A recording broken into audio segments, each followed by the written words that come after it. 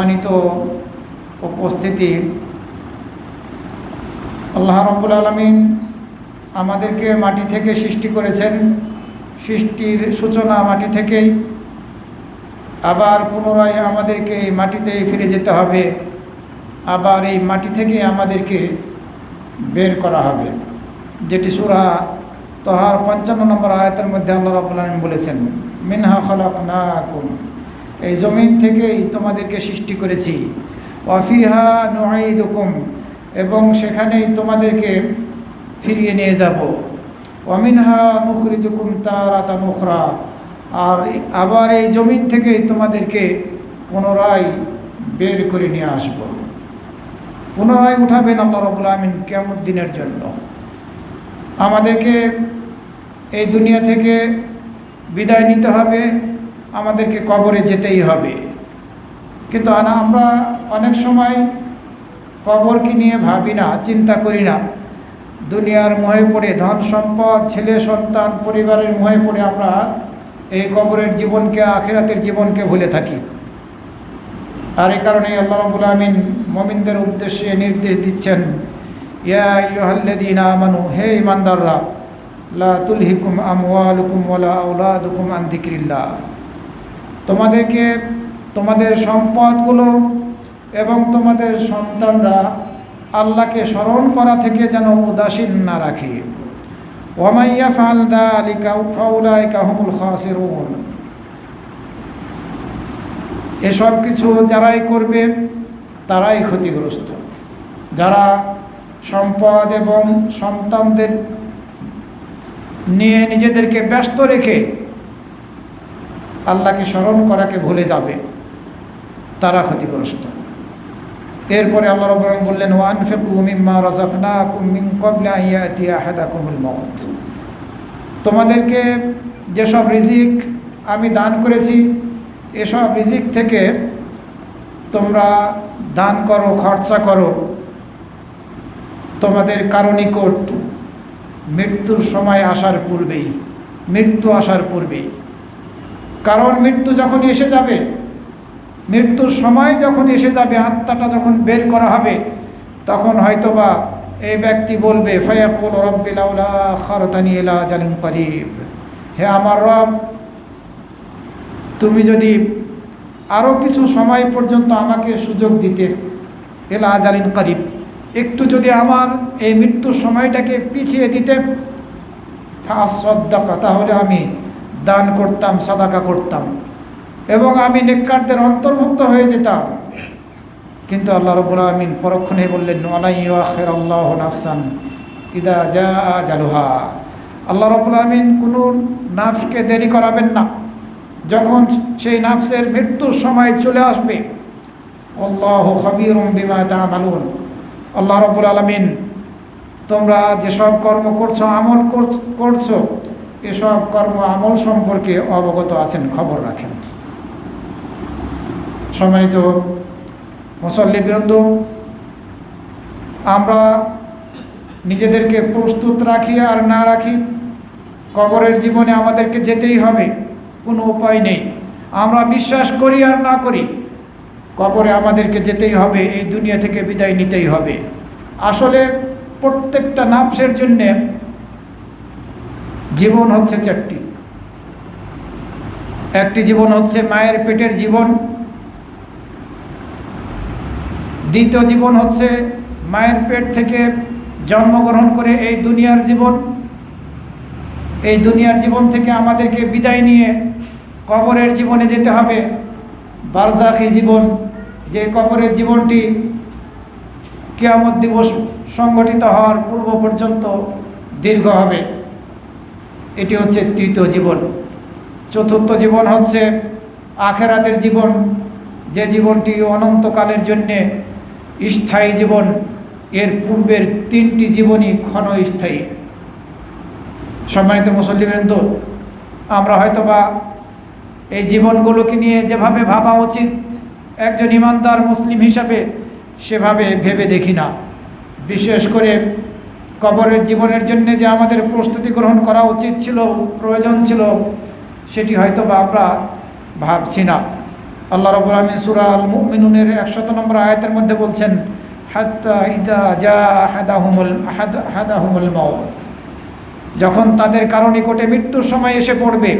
কাফের, মুশরিক, মুনাফিকদের সম্পর্কে বলা হচ্ছে, এবং যারা মুমিনদের মধ্য থেকে পাপের সাথে জড়িত, জুলুমের সাথে জড়িত, যাদেরকে আল্লাহ রাব্বুল আলামিন শাস্তি দেবেন, এদের নিকটে যখন মৃত্যুর সময় এসে পড়বে, তখন বলবে, ক্বালা রাব্বিরজিউনি, হে আমার রব, আমাকে ফিরিয়ে দাও, আমি দুনিয়ার জীবনে ফিরে যেতে চাই। লাআল্লি আমালু সালিহান ফীমা তারাকতু, যাতে করে আমি সৎ আমল করতে পারি সেই যে জীবনে আমি কিছু করতে পারিনি, যে জীবনটি আমি ছেড়ে এসেছি, সেই ছেড়ে আসা জীবনে গিয়ে আমি ঈমান আনবো, আমি সৎ কাজ করব, অন্যায় জুলুম করব না, আমাকে এই সুযোগ দেওয়া হোক। মৃত্যুর সময় এ ধরনের কামনা করবে কাফের, মুশরিক, মুনাফিক এবং যারা পাপাচার, পাপী, গুনাহকারী, আল্লাহর নাফরমান বান্দা, যাদেরকে আল্লাহ রাব্বুল আলামিন শাস্তি দিবেন। এবং যখনই মৃত্যুর সময় আসবে তাদের সামনে, তখন তারা ভীত সন্ত্রস্ত হয়ে এ কথা বলবে। কিন্তু তাদের এই কথাটা আসলে প্রকৃত কথা না, কথার কথা। সেটি আল্লাহ রাব্বুল আলামিন বললেন, কাল্লা, কখনো নয়, ইন্নাহা কালিমা হুয়া কাইলুহা, এটি একটি কথার কথা। ওয়ামিন ওয়ারাইহিম বারযাখুন ইলা ইয়াউমি ইউবআসুন, এরপরে তাদের পিছনে রয়েছে বারজাখী জীবন, কবরের জীবন, কিয়ামত দিবসে তাদেরকে উঠানোর পূর্ব পর্যন্ত।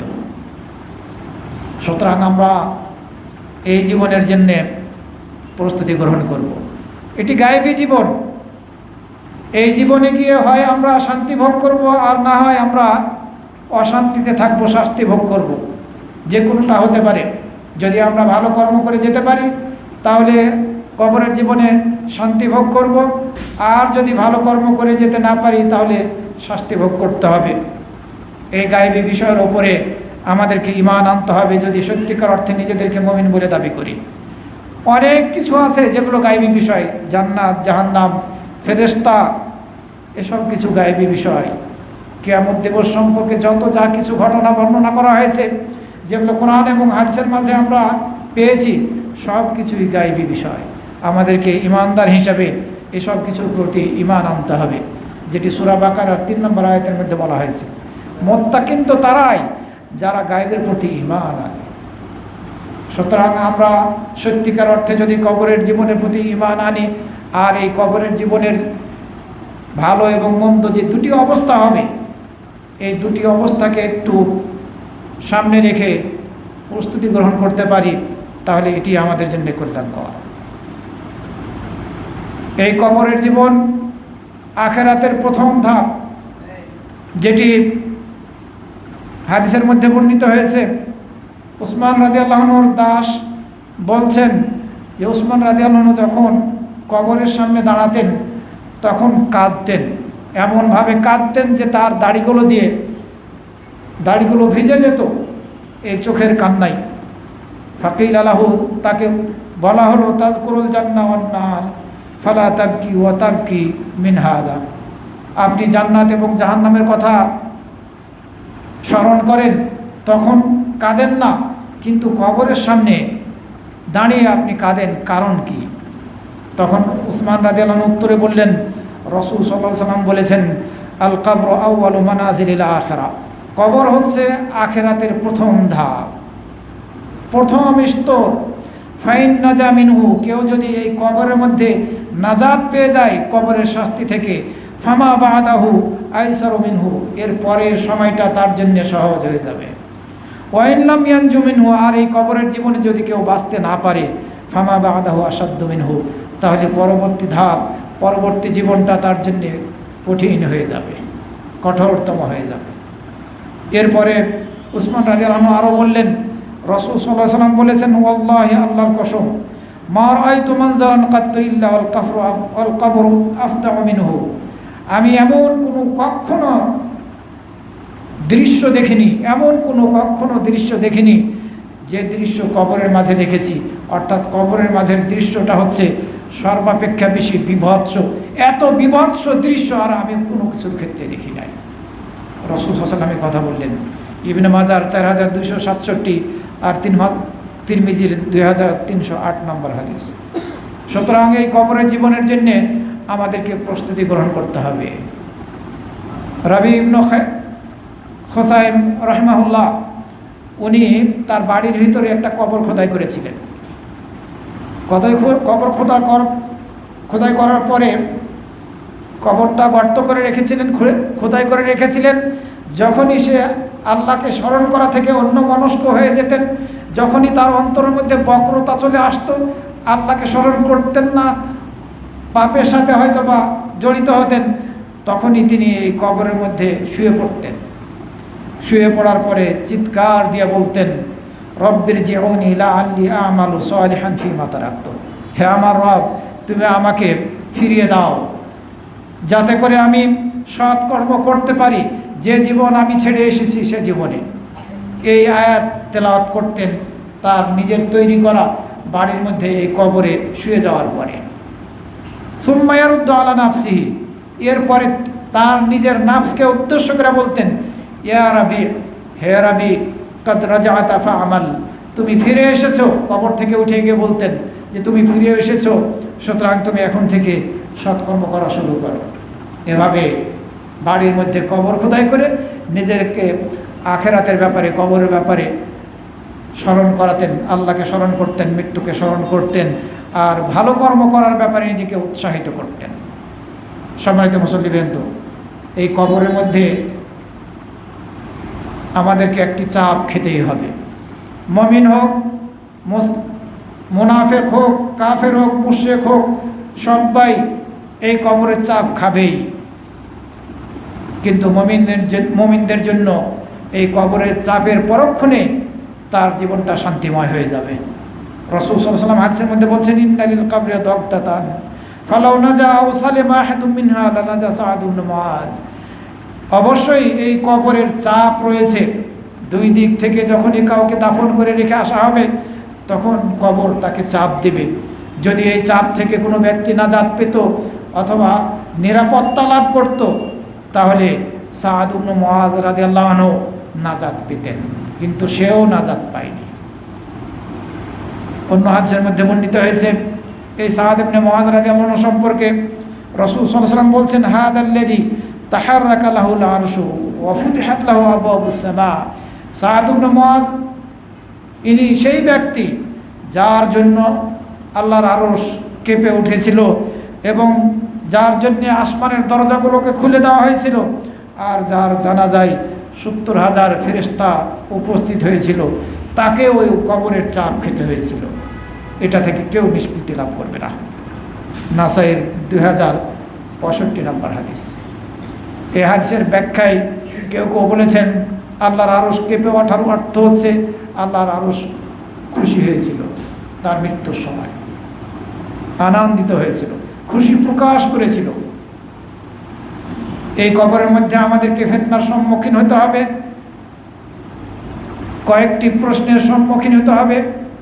প্রথমত ৩টি, এরপরে এই প্রশ্নের উত্তরগুলো যদি আমরা যথাযথভাবে দিতে পারি, তাহলে পারে ৪র্থ নম্বর প্রশ্ন করা হবে, তুমি কিভাবে এসব কিছু জানলে। এই প্রশ্নোত্তর পর্বে আমরা যদি পাশ করতে পারি, প্রশ্নের উত্তরগুলো দিতে পারি, তাহলে আমাদের এই কবরের জীবন শান্তিময় হয়ে যাবে। আর যদি আমরা এই প্রশ্নগুলোর উত্তর দিতে সক্ষম না হই, তাহলে এই কবরের জীবন আমাদের বিভীষিকাময় হয়ে যাবে, অশান্তির হয়ে যাবে।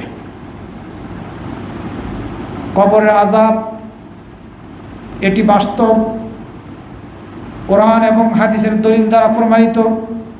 আল্লাহ রাব্বুল আলামিন সূরা আস-সাজদার ২১ নম্বর আয়াতের মধ্যে বলেছেন, ওয়ালানুযীকান্নাহুম মিনাল আযাবিল আদনা দুনাল আযাবিল আকবার লাআল্লাহুম ইয়ারজিউন। বড় শাস্তির পূর্বে তাদেরকে আমি অবশ্যই লঘু শাস্তি আস্বাদন করাবো। বড় শাস্তির পূর্বে আমি তাদেরকে অবশ্যই লঘু শাস্তি, হালকা শাস্তি আস্বাদন করাবো, যাতে তারা ফিরে আসে। ইবনে আব্বাস রাদিয়াল্লাহু আনহু এই হাদিসের ব্যাখ্যায় বলছেন, এই যে লঘু শাস্তির কথা এই আয়াতের মধ্যে বলা হলো, হালকা শাস্তির কথা বলা হলো, এর কিছু অংশ দুনিয়াতে আর বড় অংশ কবরের মধ্যে। আর যেটি বড় শাস্তির কথা বলা হচ্ছে সেটি হচ্ছে আখেরাতে, কিয়ামতের দিন জাহান্নামের শাস্তির কথা বলা হচ্ছে।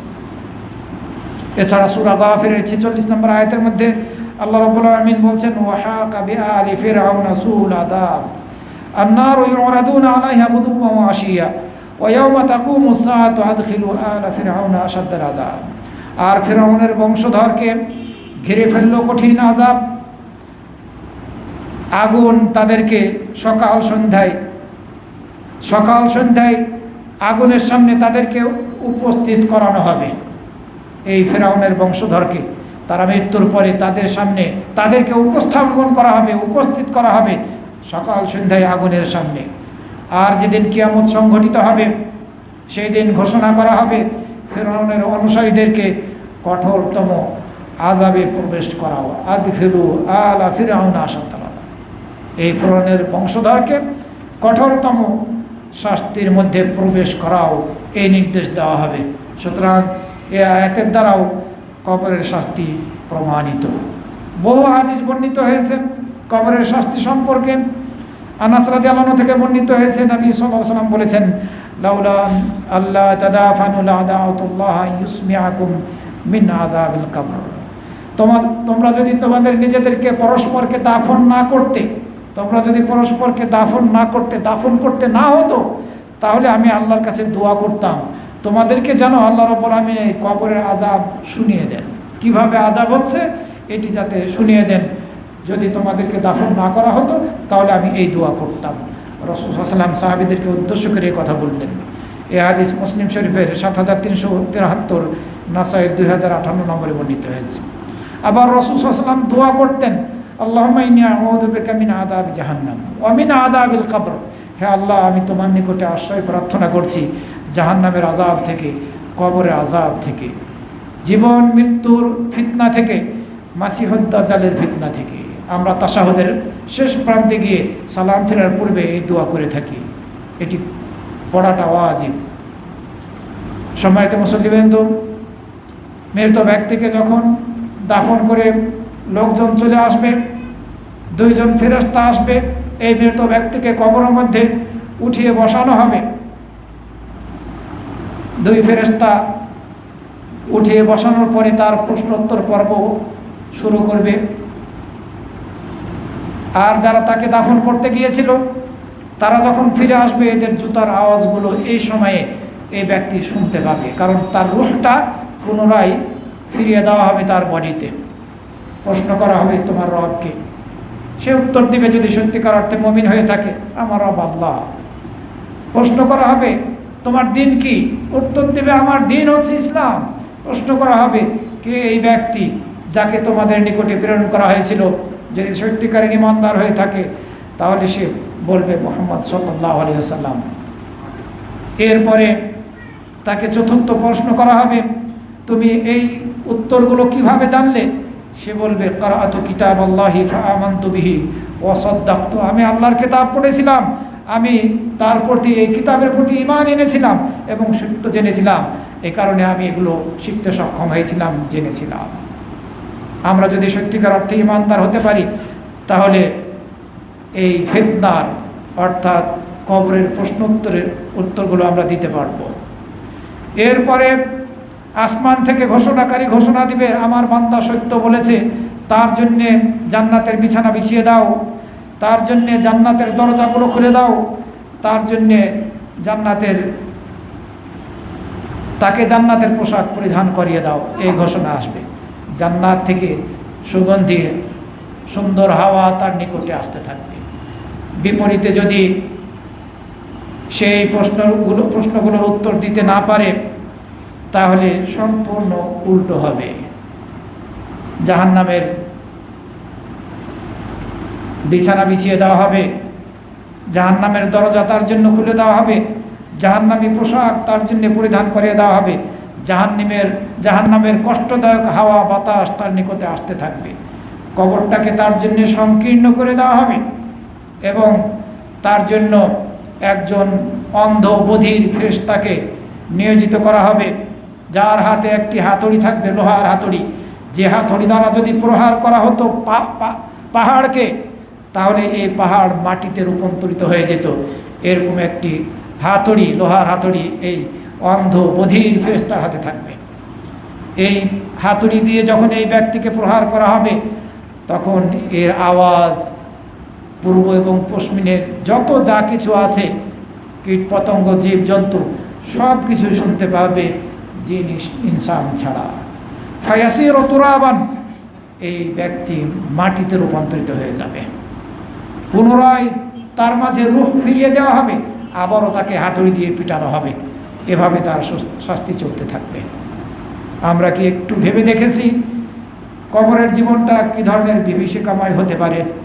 আবার যদি আমরা সত্যিকারের ইমানদার হতে পারি, শিরক কুফরি মুক্ত বিদআত মুক্ত জীবনযাপন করতে পারি, তাহলে পারে ইনশাআল্লাহ আমরা এই কবরের জীবনটাকে সুখময় জীবন হিসাবে লাভ করতে সক্ষম হব।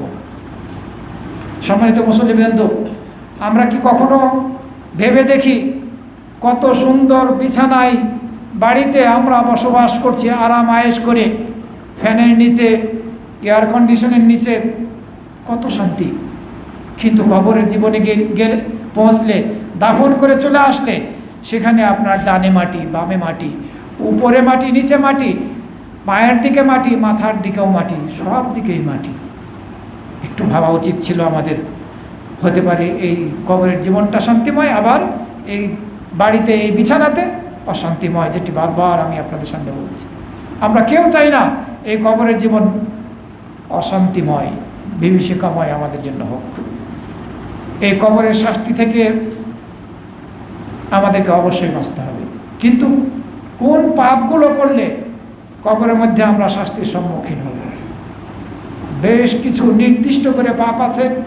এই পাপগুলোর সাথে যদি আমরা জড়িত হই তাহলে অবশ্যই আমাদেরকে কবরের মধ্যে শাস্তির সম্মুখীন হতে হবে, যদি আল্লাহ রাব্বুল আলামিন আমাদেরকে ক্ষমা না করে দেন। তবে কিছু পাপ আছে যেগুলো পাপ তওবা না করে মারা গেলে ক্ষমার যোগ্য নয়, আর সে কারণে সেই সব পাপের কারণে কবরের শাস্তির সম্মুখীন হতেই হবে। 1 নম্বর পাপ হচ্ছে শিরক, 2 নম্বর পাপ হচ্ছে কুফরি। শিরক এবং কুফরি একই পর্যায়ের পাপ।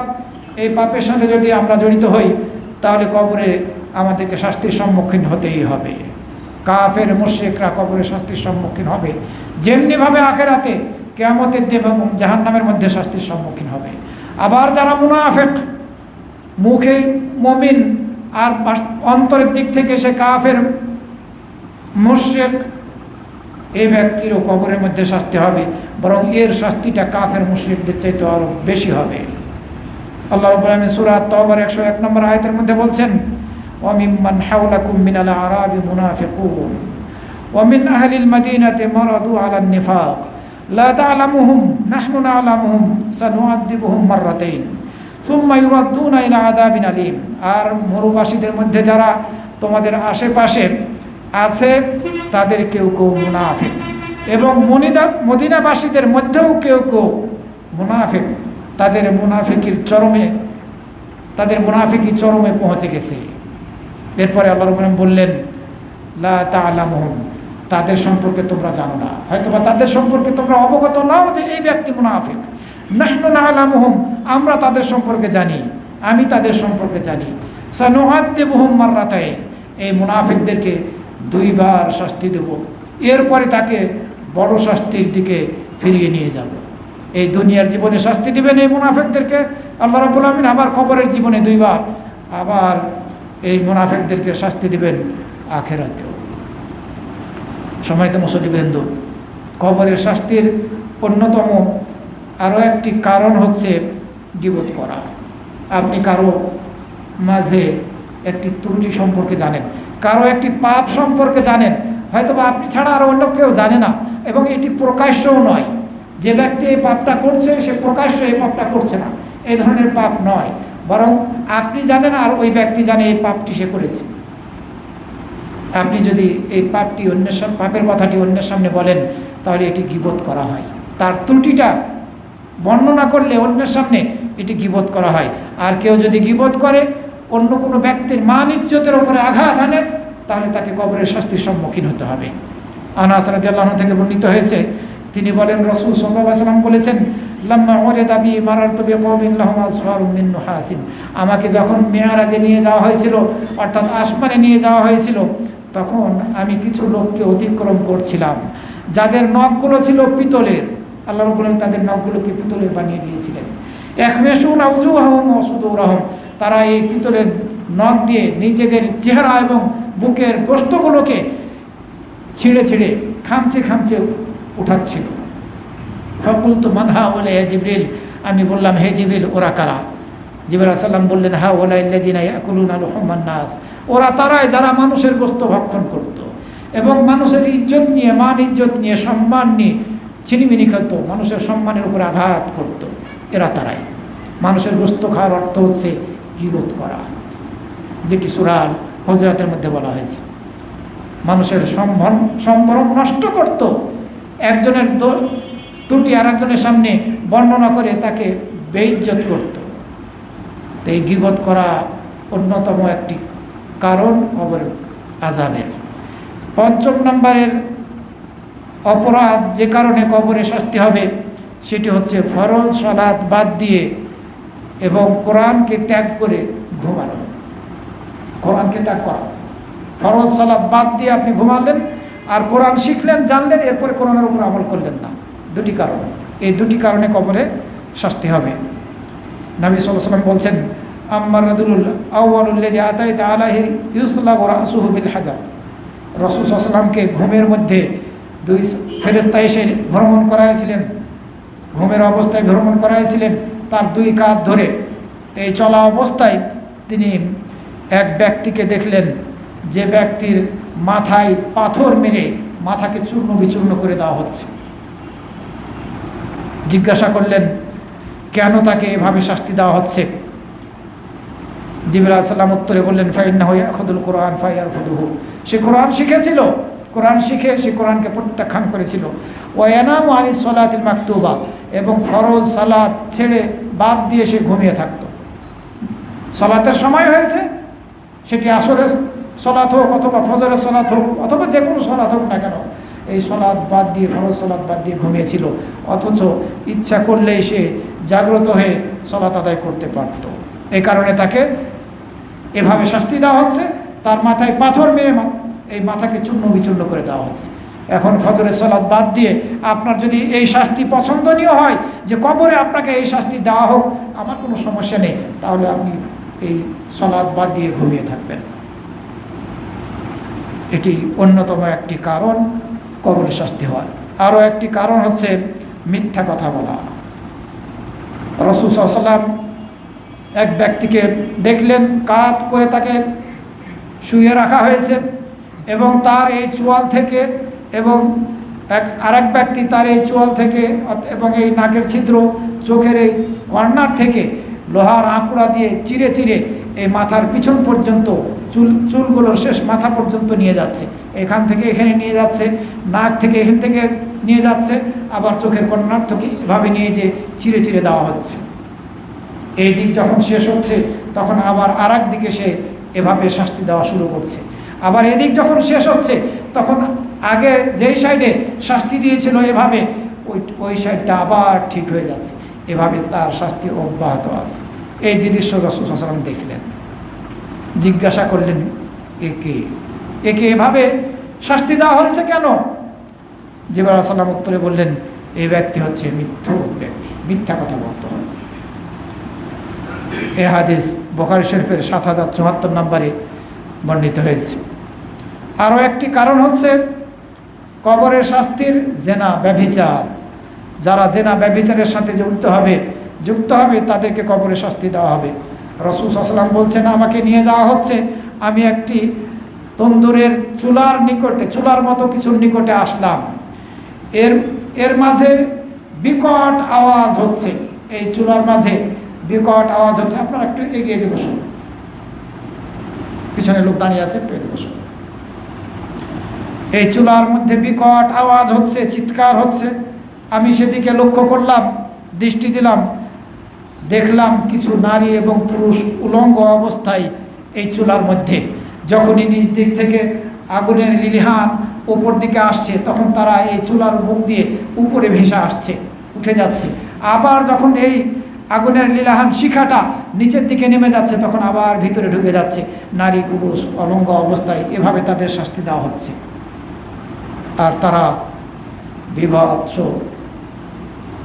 কঠিন আওয়াজে চিৎকার করছে। রাসূল সাল্লাল্লাহু আলাইহি ওয়াসাল্লাম জিজ্ঞাসা করলেন, এরা কারা? এভাবে উলঙ্গ অবস্থায় নারী পুরুষদেরকে শাস্তি দেওয়া হচ্ছে কেন? জিবরাইল আলাইহিস সালাম বললেন, ফাইন্নাহুমুজ যুনাত ওয়াজ জাওয়ানি, এরা জেনাকারী এবং জেনাকারিনীরা, এদেরকে শাস্তি দেওয়া হচ্ছে। অন্য হাদিসের মধ্যে বর্ণিত হয়েছে, রাসূল সাল্লাল্লাহু আলাইহি ওয়াসাল্লামকে নিয়ে যখন জিবরাইল আলাইহিস সালাম এবং আরও এক ফেরেশতা চলা শুরু করলেন, তখন রাসূল বললেন, আমি একটি সম্প্রদায়কে অতিক্রম করছিলাম যাদের শরীরগুলো ফুলে গিয়েছে, কঠিনভাবে ফুলে গিয়েছে, এবং এই ফুলে যাওয়া শরীর থেকে দুর্গন্ধ বের হচ্ছে। টয়লেটে পায়খানার মধ্যে যে ধরনের দুর্গন্ধ বের হয়, এর চাইতেও বেশি দুর্গন্ধ এই বডি থেকে বের হচ্ছে। বিভৎস কঠিন মন্দ দৃশ্য, এই দৃশ্য আমি দেখলাম। জিজ্ঞাসা করলাম, মান হাউলা, ওরা কারা? তাদের শরীরগুলো এভাবে ফুলে আছে, তাদের থেকে দুর্গন্ধ বের হচ্ছে, দৃশ্যটা খুবই ভয়াবহ দৃশ্য, এরা কারা? জিবরাইল আলাইহিস সালাম বললেন, রাসূল সাল্লাল্লাহু আলাইহি ওয়াসাল্লামকে বলা হলো, এরা জেনাকারী এবং জেনাকারিনীরা। সুতরাং কবরের শাস্তি হয় এটি একটি অন্যতম কারণ। এসব পাপ থেকে আমাদেরকে বের হয়ে আসতে হবে। আরও একটি পাপ হচ্ছে সুদ খাওয়া, সুদ দেওয়া, উভয়টাই। এই একই সফরের মধ্যে রাসূল সাল্লাল্লাহু আলাইহি ওয়াসাল্লাম একটি নদীর নিকটের রক্তের নদীর নিকট অতিক্রম করছিলেন, রক্তের নদীর নিকট দিয়ে যাচ্ছিলেন, যে নদীর মাঝে একজন ব্যক্তি সাঁতার কাটছে। এই ব্যক্তি সাঁতার কেটে কিনারার দিকে, নদীর পাড়ের দিকে আসার চেষ্টা করছে। যখনই এই কিনারায় আসছে, তখন অন্য এক ব্যক্তি, দায়িত্বপ্রাপ্ত ব্যক্তি, পাথর জমা করে নিয়ে সে অপেক্ষা করছে। যখনই নদীর কিনারাতে আসছে, এই রক্তের নদীর কিনারায় সাঁতার কেটে এই ব্যক্তি আসছে, তার মুখের উপরে একটি পাথর ছুঁড়ে মারছে। এই পাথরগুলি নিয়ে অপেক্ষমান ব্যক্তি, আর এই ব্যক্তি আবারও নদীর মাঝে চলে যাচ্ছে। যখনই সে আসছে, আবারও পাথর ছুঁড়ে তাকে মারা হচ্ছে। এভাবে তার শাস্তি হতে আছে। রাসূল সাল্লাল্লাহু আলাইহি ওয়াসাল্লাম জিজ্ঞাসা করলেন, এই ব্যক্তিকে বলা হলো আকিলুর রিবা, সুদখোর। সম্মানিত মুসল্লিবৃন্দ, কবরে শাস্তির আরও একটি অন্যতম পাপ হচ্ছে পেশাব থেকে বেঁচে না থাকা। আপনি হয়তো বা পেশাব করছেন, আপনার পরিহিত পোশাকে পেশাব এসে লেগে যাচ্ছে, আপনি কিছুই মনে করছেন না।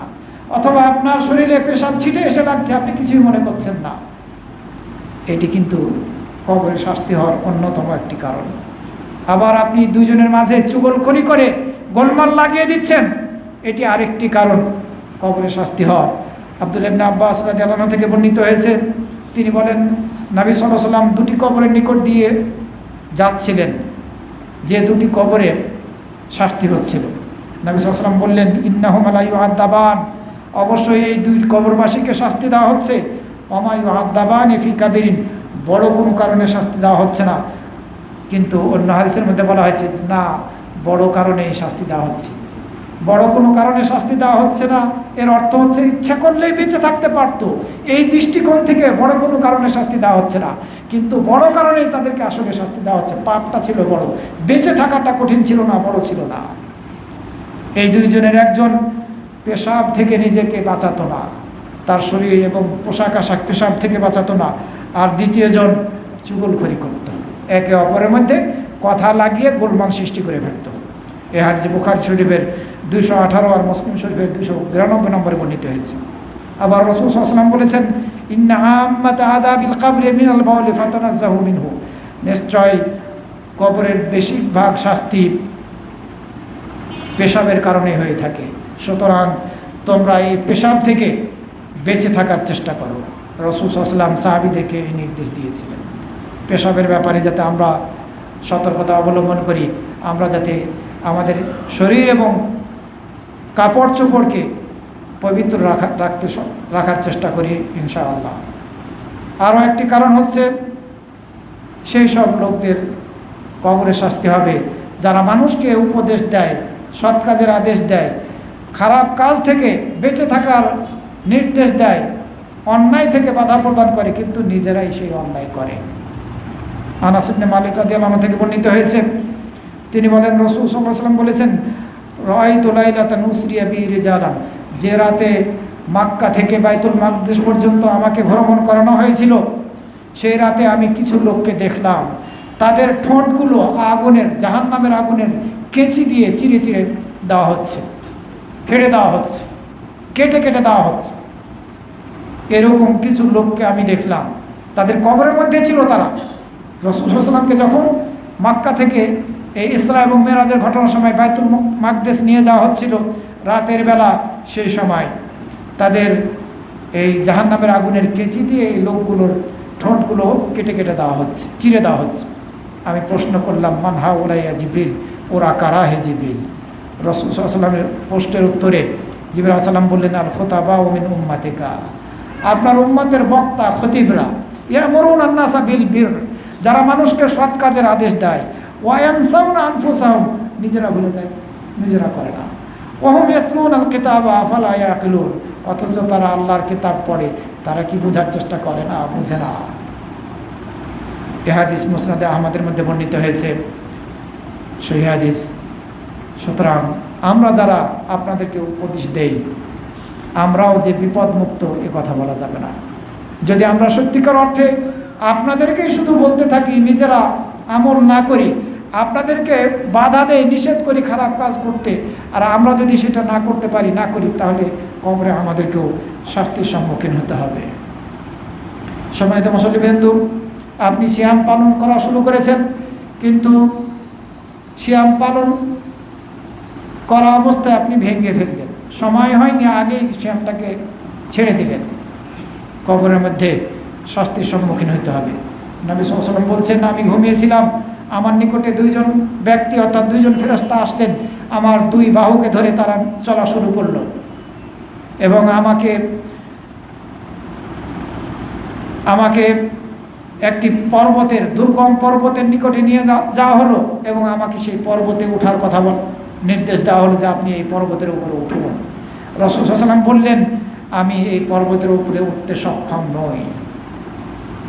দুই ফেরেশতা বললেন, আমরা আপনার জন্য সহজ করে দিচ্ছি, আপনি উঠুন।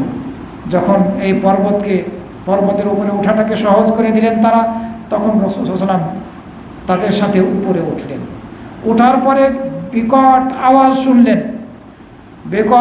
শুনলেন, কঠিন আওয়াজ শুনতে পেলেন। জিজ্ঞাসা করলেন, এই আওয়াজগুলো কিসের, কাদের আওয়াজ? তারা উত্তরে বললেন, জাহান্নামীদের আওয়াজ।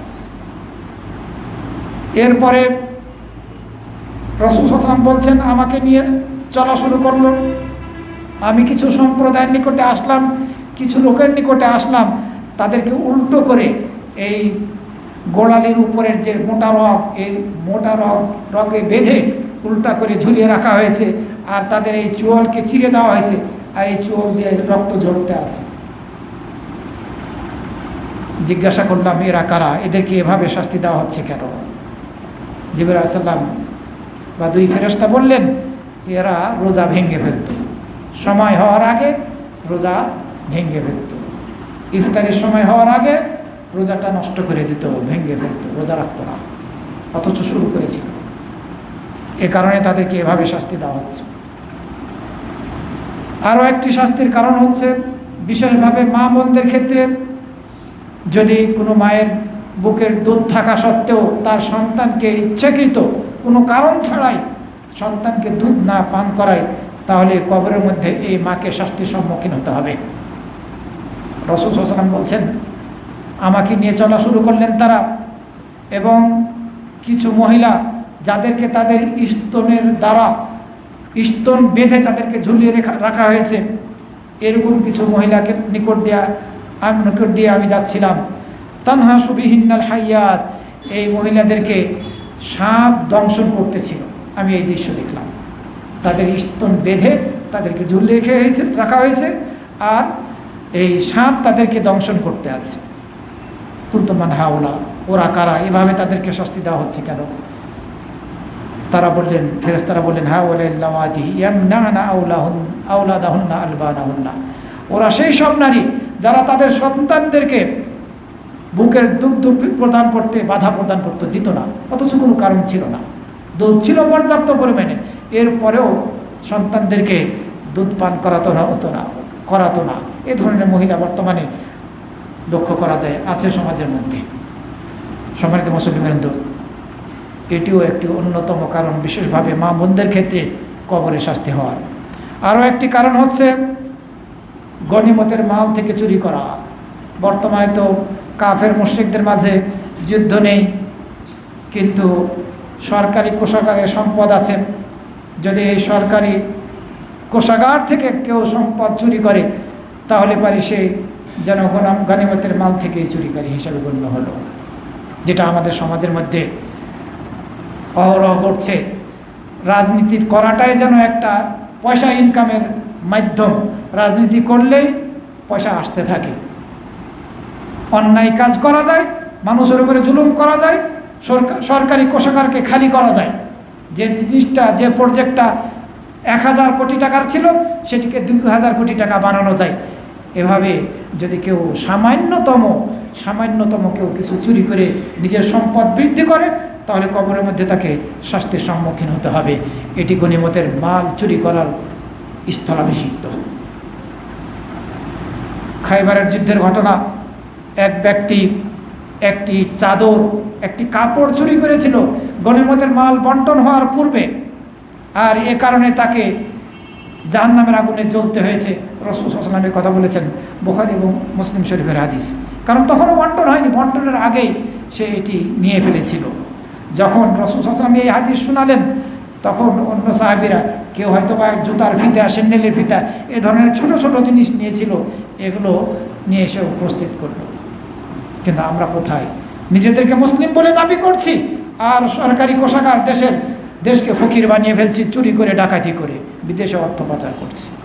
পরিত্রাণ নেই, বিপদের সম্মুখীন এদেরকে হতেই হবে। আরও একটি কারণ হচ্ছে কিয়ামতের কবরের মধ্যে শাস্তির সম্মুখীন হওয়ার, বিশেষভাবে হাজিদের কোনো মালপত্র চুরি করা। নবী সাল্লাল্লাহু আলাইহি ওয়াসাল্লাম হাদিসের মধ্যে বলেছেন, আমার সামনে জাহান্নামকে উপস্থিত করা হলো এই চন্দ্র সূর্যগ্রহণের সলাতের সময়। ওয়াযালিকুম হিনা রাআইতুমুনি, রাসূল বললেন, আমাকে তোমরা যখন দেখলে যে আমি ভয়ে পিছনের দিকে সরে আসছি, কারণ আমার সামনে জাহান্নাম উপস্থিত করানো হয়েছে, আমি এই জন্য একটু পিছিয়ে যাচ্ছিলাম যে আমাকে জাহান্নামের আগুন যাতে স্পর্শ না করে ফেলে, জাহান্নামের আগুনের এই লেলিহান শিখাটা যাতে আমাকে স্পর্শ না করে। আমি এই জাহান্নামের আগুনের মধ্যে সেই ব্যক্তিকে দেখতে পেলাম যে ব্যক্তি জাহান্নামের মধ্যে তার নাড়ি ভুঁড়ি সহকারে টেনে হেঁচড়ে চলাফেরা করছে, এমন এক ব্যক্তিকে দেখতে পেলাম।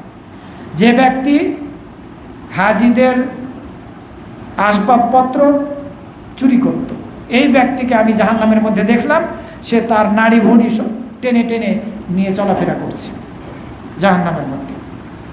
সে কি করত? এই ব্যক্তি, তার একটা লাঠি ছিল, এই লাঠির মাথাটা এভাবে বাঁকানো ছিল। সে হাজিদের মধ্যে চলাফেরা করত, হাজিদের মালামালে ওই আঁকড়োটা লাগিয়ে সেটি যদি হাজি সাহেব কিছু না বুঝতো, তাহলে ওইটা চুরি করে নিয়ে চলে যেত। আর যদি জেনে যেত, ও আমি খেয়াল করিনি, এটা লেগে গেছে এমনিতে, এভাবে নিজেকে বাঁচানোর চেষ্টা করত। তো এই ব্যক্তিকে কবরের মধ্যে শাস্তি দেওয়া হচ্ছে। রাসূল সাল্লাল্লাহু আলাইহি ওয়াসাল্লাম এই দৃশ্য দেখলেন। এই হাদিস মুসলিম শরীফের মধ্যে বর্ণিত হয়েছে। এছাড়া আরও একটি কবরের শাস্তির কারণ, আমি মানুষ হয়ে একজন পশুকে শাস্তি দেই যদি, তাহলে এটিও কারণ হতে পারে। আমরা সবাই জানি, এক মহিলাকে শাস্তি দেওয়া হয়েছিল কবরের মধ্যে একটি বিড়ালকে আটকে রাখার কারণে।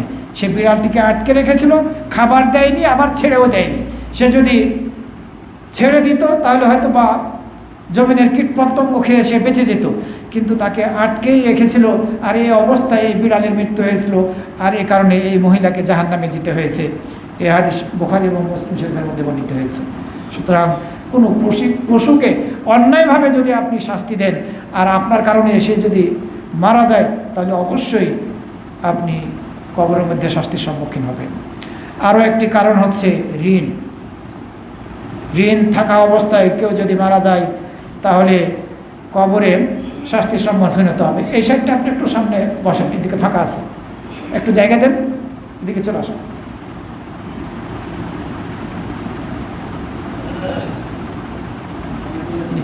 যারা সামনে আছেন তারা একটু এগিয়ে আসেন, ওনাদেরকে পিছনে বসতে দেন।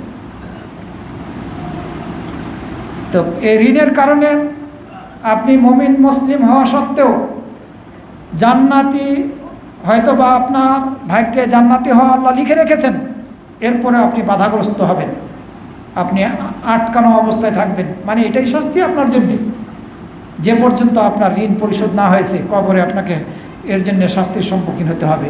এই মর্মে হাদিস বর্ণিত হয়েছে ইবনে মাজাহ সহ অন্যান্য হাদিস গ্রন্থের মধ্যে। আমরা সকলে উজু করি, কেউ যদি উজু করে সালাত আদায় না করি, এক ওয়াক্ত যদি হয়, তাহলে কবরে শাস্তির সম্মুখীন হতে হবে। আবার কেউ কারো প্রতি জুলুম করা হচ্ছে, অন্যায় করা হচ্ছে, যদি তাকে সামর্থ্য থাকা সত্ত্বেও এই মাজলুম ব্যক্তিকে সহযোগিতা না করি, তাহলেও কবরের শাস্তির সম্মুখীন হতে হবে।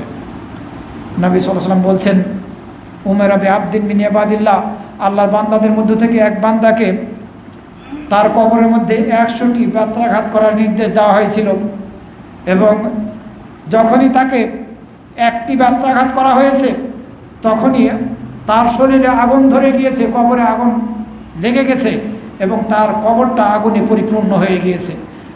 এরপরে যখনই এই আগুনটা আবার নিভে গিয়েছে আর এই ব্যক্তি বেহুশ হয়ে যাওয়ার পরে আবার হুঁশে ফিরে এসেছে, তখন সে বলছে, আলামা জালাতুমুনি, কি কারণে তোমরা আমাকে এই বেত্রাঘাত করলা?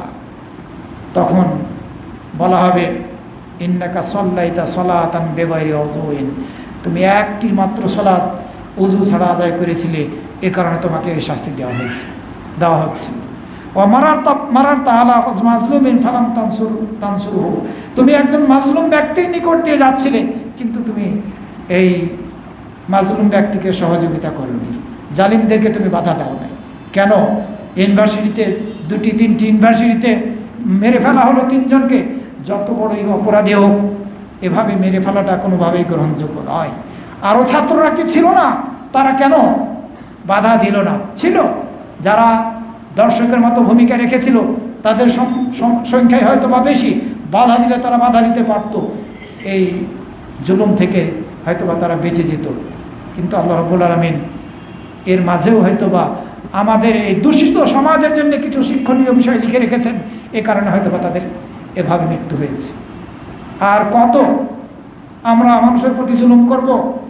আগের জুলুমের দীর্ঘ সময় আমরা পার করে এসেছি, আবারও যদি এখন আমরা অন্যদের প্রতি জুলুম করি, আল্লাহ কিন্তু ছাড়বেন না। যারা এই জুলুম করছে এদেরকেও আল্লাহ রাব্বুল আলামিন পাকড়াও করবেন, যেমনিভাবে পূর্ববর্তীদেরকে আল্লাহ রাব্বুল আলামিন পাকড়াও করেছেন। সম্মানিত মুসল্লিবৃন্দ, আরও একটি কবরের শাস্তির কারণ হচ্ছে অহংকার করে আপনি আপনার পোশাক ঝুলিয়ে রাস্তা দিয়ে চলছেন। আপনার পায়ের গিরা নিচে ঝুলিয়ে আপনি প্যান্ট, পায়জামা, জুব্বা, লুঙ্গি যেটাই পরুন না কেন, আপনি রাস্তা দিয়ে ঝুলিয়ে চলছেন। এটিও কবরের আযাবের অন্যতম একটি কারণ সম্পর্কে আমরা জানি। এই কারণ এভাবে অহংকার করে চলতো, এ কারণে তাকে জমিনে গেড়ে দেওয়া হচ্ছে এবং কিয়ামত দিবস পর্যন্ত তাকে এভাবেই গাড়তে থাকা হবে। সম্মানিত মুসল্লিবৃন্দ, আমরা কেউ কবরে নিজেদেরকে শাস্তির সম্মুখীন করতে চাই না। এগুলো নির্দিষ্ট পাপের কথা হাদিসের মধ্যে উল্লেখ করা হয়েছে, কিন্তু অন্যান্য বড় পাপ করলে কবরে শাস্তি হবে না, বিষয়টি এমন নয়। যেমনিভাবে এইসব পাপ থেকে আমাদেরকে বেঁচে থাকতে হবে, অনুরূপভাবে অন্যান্য পাপ থেকেও আমাদেরকে বেঁচে থাকতে হবে, যাতে আমরা কবরের মধ্যে শাস্তির সম্মুখীন না হই। আল্লাহ রাব্বুল আলামিন আমাদের সকলকে সকল প্রকার পাপ থেকে, গুনাহ থেকে হেফাজতে রাখুন। আল্লাহ আমাদেরকে গুনাহ থেকে যাতে হেফাজতে থাকতে পারি, এই তৌফিক দান করুন। আকুলু কওলি হাদা ওয়া আস্তাগফিরুল্লাহ লি ওয়া লাকুম ওয়া লিসাইরিল মুসলিমিন।